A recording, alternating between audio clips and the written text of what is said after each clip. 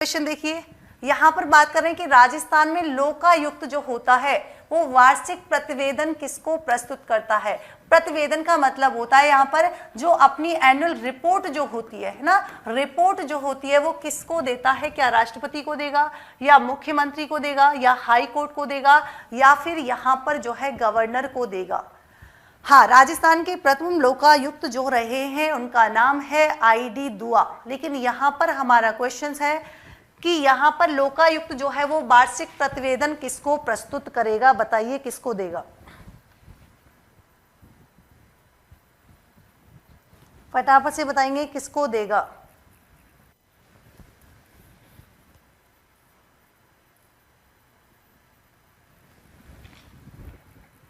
धारा 12 राज्यपाल, D option. A option तो मधु प्रजापत कैसे होगा, ए ऑप्शन तो बिल्कुल होगा ही नहीं, ठीक है, ए ऑप्शन तो बिल्कुल यहाँ पर होगा ही नहीं। हाँ, जिन बच्चों ने दिया है यहाँ पर डी ऑप्शन यानी कि राज्यपाल जिन बच्चों ने दिया है उनका क्या हो जाएगा, बिल्कुल करेक्ट आंसर हो जाएगा।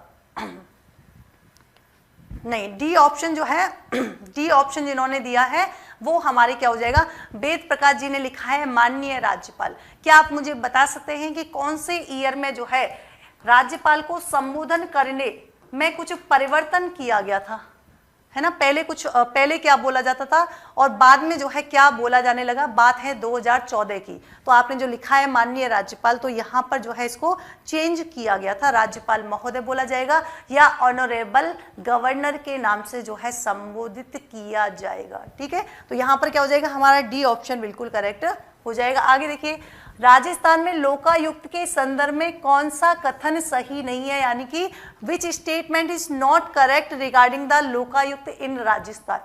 पहला ऑप्शन है कि भ्रष्टाचार के मामलों की जांच करता है किंतु कुप्रशासन की नहीं। अब बात तो यही है कि इन्वेस्टिगेट जो करता है किससे रिलेटेड करता है, करप्शन से रिलेटेड यहाँ पर जो है ये करता है, ठीक है, क्योंकि नहीं है पूछ रहा है यहाँ पर। दूसरा देखिए, मुख्यमंत्री उसकी जांच क्षेत्र से बाहर है। क्या मुझे बताइए, क्या हमारे जो चीफ मिनिस्टर साहब हैं क्या वो इससे जुरिडिक्शन से बाहर है, इन्वेस्टिगेशन नहीं कर सकता। या तीसरा स्टेटमेंट देखिए, वह अपना वार्षिक प्रतिवेदन राज्यपाल को प्रस्तुत करता है, ये तो अभी आपने बात की थी, ये तो करेक्ट है। उसकी सिफारिशें सरकार के लिए बाध्यकारी होती हैं। क्या बताइए, क्या ये जो एडवाइस करता है क्या एडवाइस उसके लिए बाध्यकारी होगी। 18 में बी ऑप्शन। फटाफट से बताइए आंसर क्या होगा 18 में। 18 में आंसर क्या होगा, सामने दिख रहा है आपको। 18 में जो है यहां पर क्या आंसर हो जाएगा, फटाफट से बता देंगे।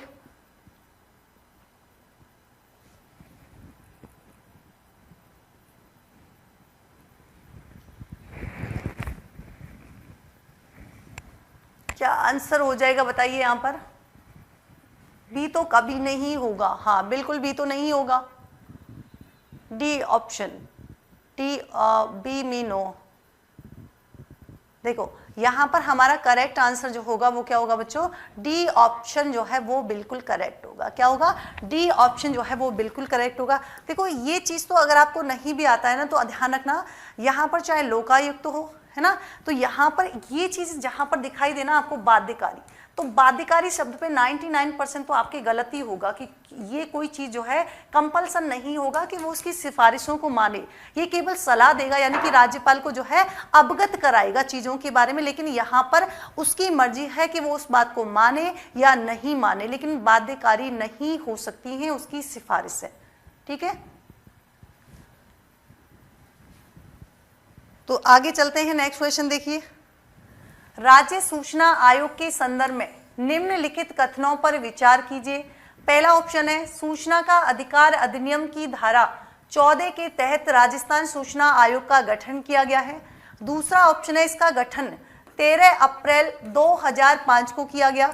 उपर्युक्त में से कौन सा से कथन सत्य है, केवल एक, केवल दो, या एक और दो, दोनों, या फिर न तो एक न ही दो। फटाफट से बताइए क्या यहां पर आंसर होगा।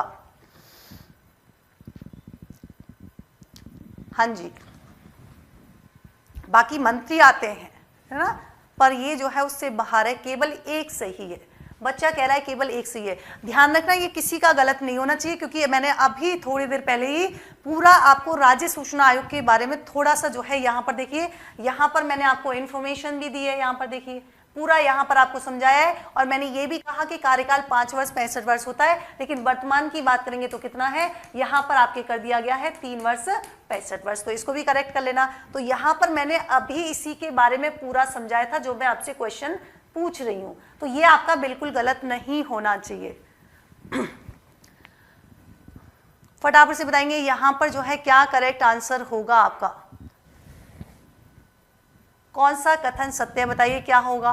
बहुत सारे बच्चे बोल रहे हैं डी ऑप्शन होगा, ए सही होगा, अभिषेक कह रहे हैं फर्स्ट सही होगा, राजकुमार कह रहे हैं 2006 है गठन। तो क्या डेट सही है क्या, जितने बच्चे लिख रहे हैं क्या डेट सही है क्या, डी ऑप्शन। वेद प्रकाश जी कह रहे हैं डी ऑप्शन करेक्ट होगा। पहली चीज तो ध्यान रखेंगे, अभी मैंने थोड़ी देर पहले ही पूरा आपको बताया था कि सूचना का अधिकार अधिनियम जो है इसकी धारा 14 के तहत राजस्थान सूचना आयोग का गठन नहीं किया गया, बल्कि ये किया गया था कौन सी धारा, तो धारा 15 के अधीन जो है राजस्थान सूचना आयोग का गठन किया गया था, पहली बात। दूसरी बात करें, इसका गठन जो है 13 अप्रैल 2005 को नहीं किया गया। 2005 की जगह तो बच्चों क्या हो जाएगा, 2006 हो जाएगा। और 13 की जगह ध्यान रखेंगे यहाँ पर डेट क्या हो जाएगी, 18 अप्रैल 2006 को क्या हुआ था, यहाँ पर लागू हुआ था। तो हमारा आंसर क्या हो जाएगा, डी ऑप्शन जो है वो बिल्कुल करेक्ट हो जाएगा। तो जिन बच्चों ने क्या दिया है, डी ऑप्शन दिया था, उन सभी का क्या है, बिल्कुल करेक्ट आंसर है। आगे चलते हैं, देखिए आगे यहाँ पर हम बात करेंगे नेक्स्ट क्वेश्चन की। सूचना का अधिकार अधिनियम 2005 की किस धारा के तहत राजस्थान राज्य सूचना आयोग के सदस्यों की योग्यता का उल्लेख किया गया है। अब एक तो आप वैसे ही कट कर दोगे, भैया 15 में है क्या, बताइए 16 में है क्या, या 17 में है, या फिर यहाँ पर 25 में होगी, बताइए यहाँ पर क्या आंसर हो जाएगा। यहां पर बताएंगे क्या आंसर आपके करेक्ट होगा, क्या होगा फटाफट से बताएंगे। यहां पर 15 होगा, 16, 17, 18 या फिर 25 होगा, क्या आंसर होगा इसका, करेक्ट आंसर बताएंगे क्या आंसर होगा। यहां पर फटाफट से बता देंगे यहां पर जो है क्या करेक्ट आंसर होगा। मैं आपको एक छोटा सा हिंट बता देती हूं जब तक, यहां पर आप लोग करिए आंसर दीजिए कि जब धारा 15 की बात हो जाए, धारा 15 में आप कैसे याद करोगे, GSNY, क्या करोगे, GSNY, क्या याद रखोगे, धारा 15 हमारी कहती है GSNY। इसका मतलब क्या हुआ मैम, जी का मतलब हो गया बच्चों क्या, जी का मतलब हो गया गठन, क्या हो गया, गठन हो गया। एस का मतलब बताओ क्या होगा, एस का मतलब यहां पर हो जाएगा क्या, संरचना। एस का मतलब यहां पर क्या हो गया, संरचना। एन का मतलब यहां पर क्या हो जाएगा, तो एन का मतलब हो जाएगा यहां पर क्या, नियुक्ति, क्या हो जाएगा, नियुक्ति। बाई का मतलब क्या हो जाएगा, बाई का मतलब हो जाएगा बच्चों योग्यता, क्या हो जाएगा, योग्यता। अब आज के बाद मत भूलना, धारा 15 से याद क्या रखना है, GSNY। जी का मतलब गठन, एस का मतलब संरचना, एन का मतलब नियुक्ति, बाई का मतलब योग्यता। तो क्या हो गई, धारा 15 क्या हो गया, GSNY, है ना। तो यहां पर ध्यान रखेंगे हमारा आंसर क्या हो जाएगा, यहां पर धारा 15, ठीक है।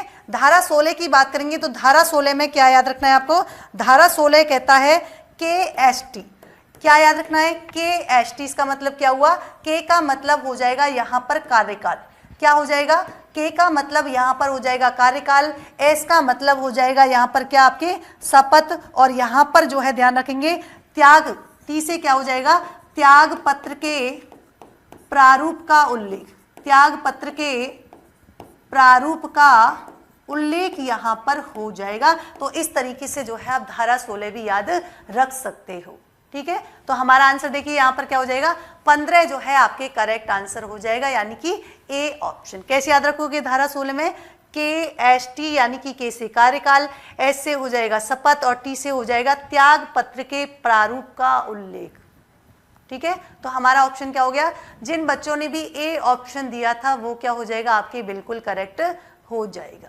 चलिए नेक्स्ट क्वेश्चन देखिए, नेक्स्ट क्वेश्चन क्या है, सूचना के अधिकार अधिनियम 2005 की किस धारा के तहत राज्य सूचना आयोग अधिनियम का क्रियान्वयन सुनिश्चित करने हेतु लोक प्राधिकरण को क्या निर्देश दे सकता है? ये कौन से सेक्शन में बताया गया है, यानी कि कौन सी धारा में जो है इस बात का उल्लेख किया गया है? अधिनियम की धारा 17 का 8, अधिनियम की धारा 18 का 8, अधिनियम की धारा 19(8) के तहत, या अधिनियम की धारा 20(8) के तहत? फटाफट से बताएंगे। यहाँ पर जो है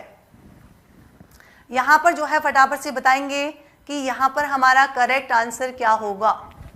राजकुमार कह रहे हैं 21(19), फिर कह रहे हैं 19(8), और सारे बच्चे देंगे। एक बच्चा कह रहा है 19(7), एक कह रहे हैं डी ऑप्शन। फटाफट से बताते जाएंगे, यानी कि यहाँ पर जो है आपके अकॉर्डिंग क्या करेक्ट आंसर होगा। फटाफट से बताएंगे यहाँ पर जो है आपके अकॉर्डिंग क्या करेक्ट आंसर हो जाएगा। फटाफट से बताएंगे क्या आंसर होगा।